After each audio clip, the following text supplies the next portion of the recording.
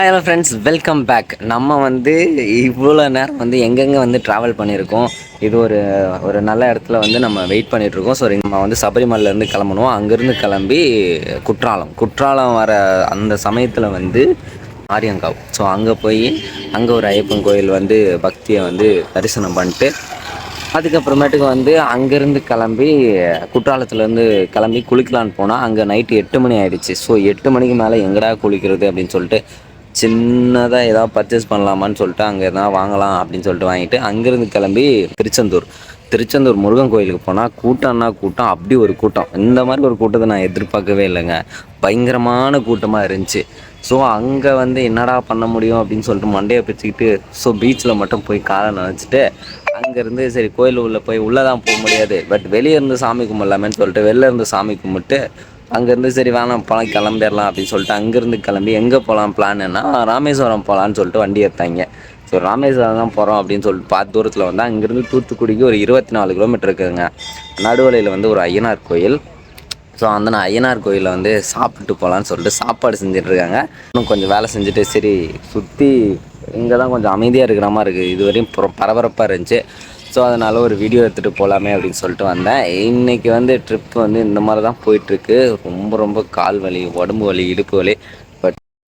ஒரு வழியாக சாப்பிட்டு நம்ம அடுத்ததாக போன இடம் தான் இந்த தவசித்தர் கோயில். இந்த சிலை பாருங்களா, பார்க்கும்போதே ரொம்ப பெருசாக இருக்கா. அதே மாதிரி அந்த அம்மன் சிலை நேராக நின்றுருக்கிற மாதிரி காளி பராசக்தி. அந்த அம்மன் சிலை உள்ளே ரொம்ப ரொம்ப ஹைட்டாக இருக்கும். உள்ளே வீடியோ எடுக்கக்கூடாதுன்னு சொல்லிட்டாங்க. அதனால தான் வீடியோ எடுக்க முடியல. இந்த காளி பராசக்தி கோயில் செமையாக இருந்துச்சு அப்படின்னு தான் சொல்லணும். அதுக்கப்புறமா இங்கேருந்து கிளம்பி நாங்கள் சுற்றியெல்லாம் பார்த்துட்டு போன இடம் ராமேஸ்வரம். போகிற வழி எல்லாமே கடலுங்க.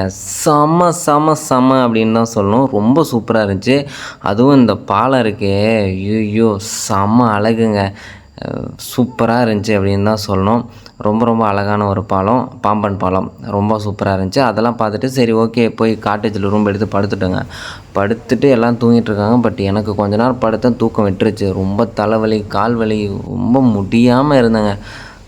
ஒரே கதறல் தானே வச்சுங்களேன். ஸோ அதெல்லாம் பொறுத்துக்கிட்டு எந்திரிக்கவே முடியல, தலை அவ்வளோ வலி. அப்புறமா காலைல எழுந்துச்சி நேரமாக குளிச்சுட்டு அதுக்கப்புறமா அங்கே காட்டேஜில் தங்கிடுவோம், கூப்பிட்டு போகலாம் அப்படின்னு சொல்லிட்டு கிளம்பிட்டோம். இந்த வண்டியில் தான் போக போகிறோம். ஸோ இங்கேருந்து நாங்கள் கிளம்பி இந்த கோயிலுக்கு போனோம். இது சிவன் கோயில் தான். ஆனால் பட் இருந்தாலும் இங்கே 21 தீர்த்தம் தருவாங்க. அதில் குளிச்சுட்டு தான் வெளில வரணும் அப்படின்னு வச்சுங்களேன்.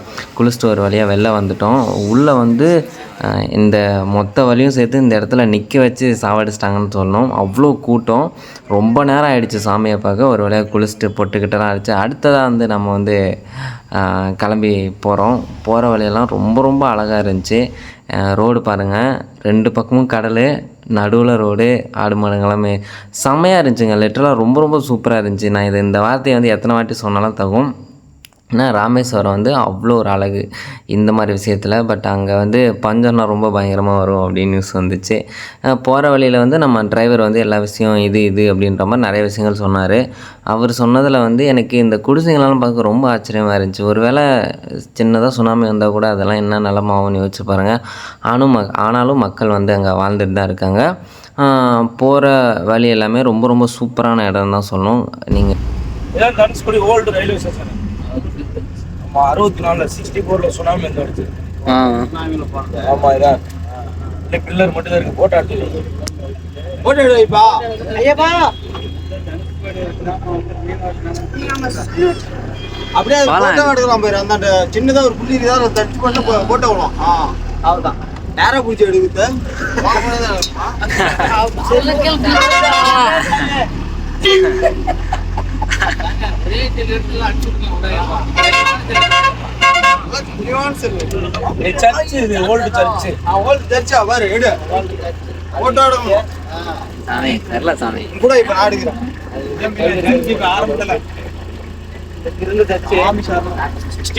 பிரிட்டிஷ் காலத்துல அப்ப பிரிட்டிஷ் கட்டினது.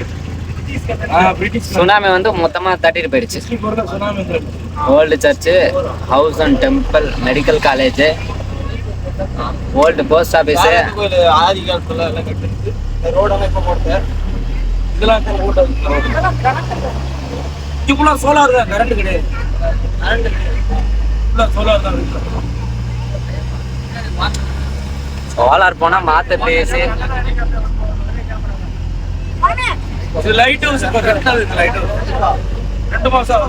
ஹைட்டு ரொம்ப சின்னதாக இருக்கு. ஒரு வேளையாக நம்ம அவர் சொன்னதெல்லாம் கேட்டு வந்து நம்ம தனுஷ்கோடிக்கு வந்து சேர்ந்துட்டோங்க. தனுஷ்கோடியில் இறங்கி சுற்றி நிறைய கடைகள் இருந்துச்சு. அந்த கடைகளெல்லாம் வந்து வேடிக்கை பார்த்துட்டு நிறைய டிசைனான பொருளாக இருந்துச்சு. சில பொருட்கள் வாங்கணும், பல பொருட்கள் வாங்கலை. ஏன்னா வாங்குற அளவுக்கு நம்ம கிட்ட காசு இல்லைன்னு வச்சுங்களேன்.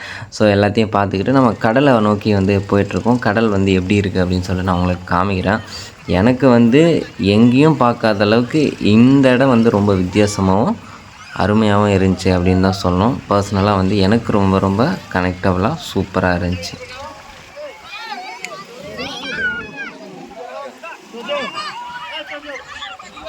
நம்ம வந்து தனுஷ்கோடிக்கு வந்திருக்கோம். தனுஷ்கோடியில் சுற்றி பார்த்தோம்னா வந்து கடல் அலை பாருங்க.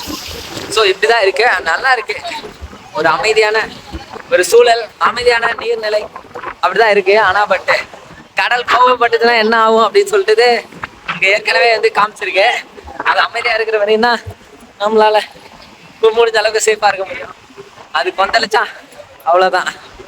உங்களுக்கு வந்து பேக்ரவுண்டாக காமிக்கிறேன் எப்படி இருக்குன்னு சொல்லிட்டு பாருங்கள். ஸோ நடக்கிற மாதிரி ஒரு கடை இருக்கு. நம்ம வந்து வரமா நடந்து போயிட்டுருக்கோம். நம்ம கூட வந்தவங்களாம் முன்னாடி போயிட்டுருக்காங்க.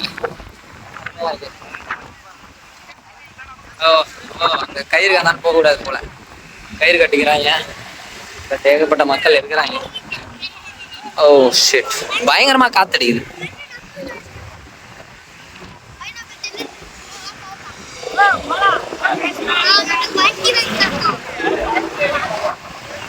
சுத்தி இருக்கிறது தான் பாருங்க.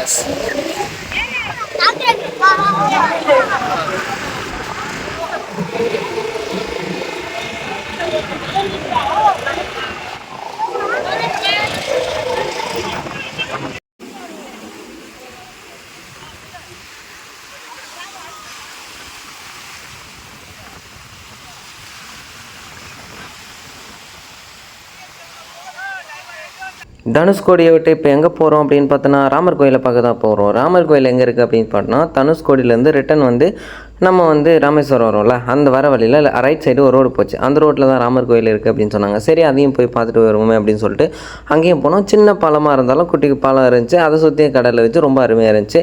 இந்த வீடியோ உங்களுக்கு எல்லாருக்கும் பிடிக்கும்னு நினைக்கிறேன். மறக்காமல் சப்ஸ்கிரைப் பண்ணுங்கள், எல்லாருக்கும் ஷேர் பண்ணுங்கள், அந்த பெல் பட்டனுக்கு மறக்காமல் அனுப்பிச்சிருங்க. அதுக்கப்புறமா அங்கே போய் இறங்கி நம்ம போய் ராமர் கோயிலை விசிட் பண்ணிட்டு ரிட்டன் வீட்டுக்கு கிளம்பிட்டோம். அடுத்து ஒரு வீடியோ பார்க்கலாம். Bye bye, see you.